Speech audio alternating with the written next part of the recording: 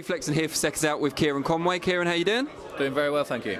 Good. You're in Ultimate Boxer, of course, number 3, third version, middleweight, O2 at the Indigo at O2, the 10th of May on a Friday night.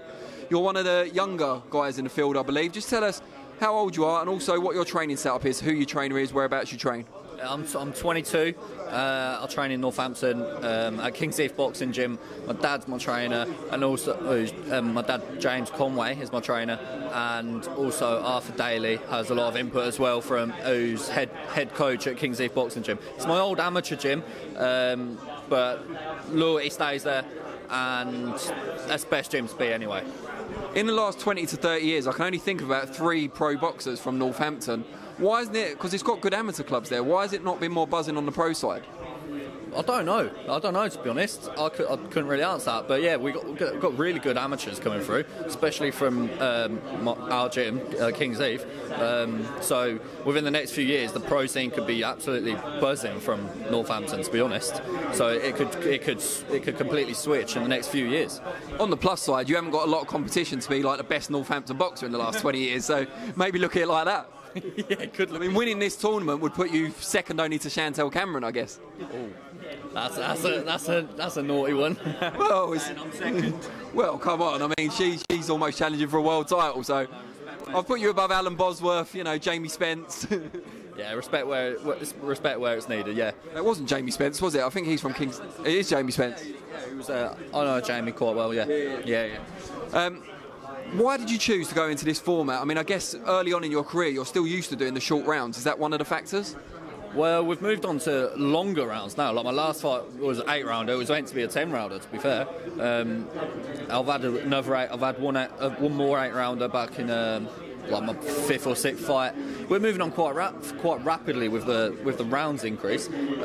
But saying that, I was a good amateur over the 3 rounds, and boxing always comes out on top anyway. They're all going to come and think that swinging is the way to win because it's shorter and explosive. Boxing comes out on top, and my box is second to none. Just tell us a bit about your amateur career. What sort of accolades did you pick up as an amateur? I boxed for England. I had 84 amateur fights. As a senior, I lost 1 fight to a good fighter who's now on Team GB and is doing really well. Who's that? Carl Fale from Northampton. Yeah. You better hurry up before he turns pro. You have more competition. Yeah, you're right. But yeah, and I won a couple of Haringey box cups and stuff, and like Midlands area titles year after year. And yeah, so that's my amateur career. We used to see with prize fighter, I think the best amateur in the field won around 50% of the time. So is that what you're kind of banking on, that you're used to not just the format, but you've got those technical skills to get the job done? Yeah. And I believe that's the way to do it. I don't see how, just because it's shorter rounds, it can be any different, how it can mean that swinging away and trying to knock each other out a little bit quicker is going to make any difference whatsoever. It's probably going to make it easier for me, because that's probably get tired quicker, if anything. Yeah, and that's what I want them to do. I want people to start swinging at me because it leaves gaps for me, and that's what I've always been good at. So. And you're used to presumably tournament boxing as well, where you had to fight 2 or 3 times in one night. That must be a big advantage. Yeah, I've been there, done it. So yeah, I know what it's like, and it's gonna suit me well. Is there anyone else in the tournament that we should look out for? Not that you're wary of boxing necessarily, but you think you might meet in the final, or that you think will go quite far apart from yourself? To be honest, I don't know much about anyone in this tournament, so I couldn't really comment, because it'd just be a guess. I'd just be guessing. So yeah. Fair enough.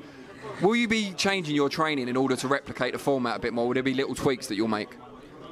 Yeah, it'll be tiny tweaks. There won't be much different, because turning pro, I didn't slow down or anything like that. All we did was get fitter to do the same thing, but for longer. So I'm not going to change much, but obviously there's little tweaks that you have to do here and there to suit the 3 rounds. And looking around you, you've seen some of your rivals here today. Do you think you've got the best hair in the tournament? Oh yeah, of course. But this ain't my best hair, because I've just come off an airplane literally just a couple of hours ago. So definitely got the best hair. Or a aeroplane, you might say.